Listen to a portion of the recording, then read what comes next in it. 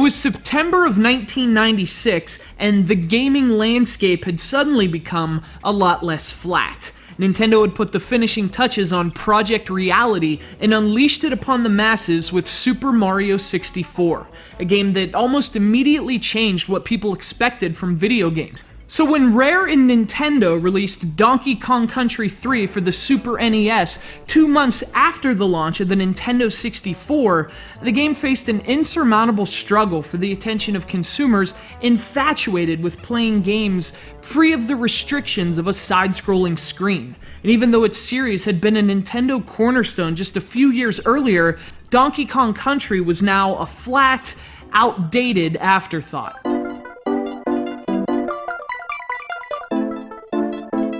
You hear that? Yeah, that's the Super Mario 64 theme, and its presence here is fitting.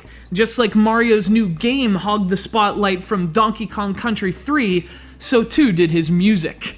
I mean, wow. Talk about a symbolic slap in the face. Now, to be fair, Mario wasn't the only one to blame for the lack of attention this game received. I mean, a little star power might have helped, but Donkey Kong Country 3 had as much of that as it did polygons. That is to say, absolutely none.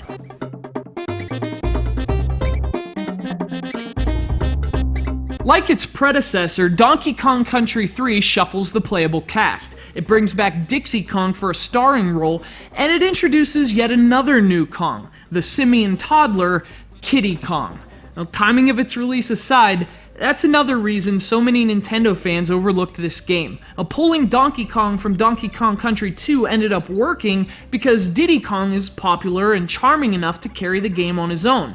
Dixie Kong, on the other hand, she doesn't have quite the same appeal, to say nothing of the horrendous Kiddy Kong, who is proof positive that Rare was starting to get a little bit Kong-happy with creating new characters. Now, expanding the Kong family is one thing, but throwing in such awkward and, frankly, bizarre-looking characters is quite another. I mean, I'm sorry, but that is an objectively poorly designed monkey.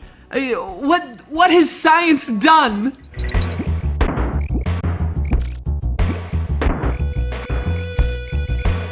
So without the two characters with which people identified Donkey Kong Country, this game feels a bit removed from the prior two, but it does at least play like it should. The same gameplay that made Donkey Kong Country such a hit the 2 years prior returns intact in Donkey Kong Country 3. And in fact, the dynamic between these two is more reminiscent of the first game, pairing the nimble Dixie with the stronger Kiddy. Another change in the third country is the emphasis on exploration. Instead of a straightforward map that connected the levels directly, Donkey Kong Country 3 has players navigating a larger overworld. But frankly, while it does give the game a larger scope, it also feels tacked on and somewhat unnecessary.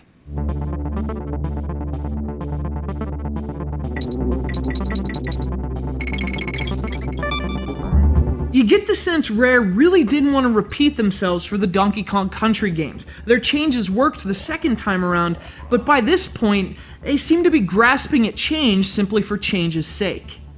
Now that said, one of the best changes in this game is its setting. Dixie and Kiddy travel through a colder climate than the previous titles, an almost Canadian landscape with mountains, lakes, and forests. It's a nice change of pace for sure, but that's one of the only things about this game that is. Now again, this game is definitely worth checking out. This is a truly fantastic platformer, but considering its lineage, it's never quite fantastic enough. Maybe it's the Super Mario 64 effect. Maybe the bar was set too high for an infant to reach. Or maybe Dixie Kong's Double Trouble was an example of Rare trying to evolve its primates when there was really nothing wrong with just a gorilla in a tie.